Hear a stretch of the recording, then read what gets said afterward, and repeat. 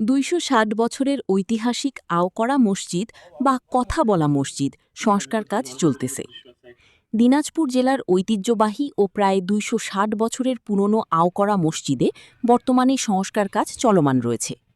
ইতিহাস ও ধর্মীয় গুরুত্বে সমৃদ্ধ এই মসজিদটি দীর্ঘদিন ধরে এলাকার মুসল্লিদের ইবাদতের কেন্দ্র হিসেবে ব্যবহৃত হয়ে আসছে। সময়ের ব্যবধানে মসজিদটির বিভিন্ন অংশে জরাজীর্ণতা দেখা দেওয়ায় সংস্কারের প্রয়োজনীয়তা অনুভূত হয়।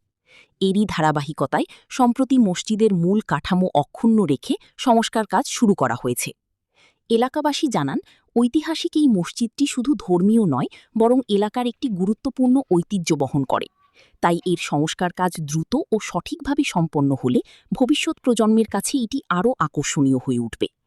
সংস্কার কাজের সাথে সংশ্লিষ্টরা জানিয়েছেন, যত দ্রুত সম্ভব কাজ শেষ করে মসজিদটি আগের সৌন্দর্যে ফিরিয়ে আনার চেষ্টা করা হচ্ছে। স্থানীয়দের প্রত্যাশা, যথাযথ সংরক্ষণ ও পরিচর্যার মাধ্যমে আওকরা মসজিদ তার ঐতিহ্য ধরে রেখে আগামীতেও ধর্মপ্রাণ মানুষই সেবা করে যাবে।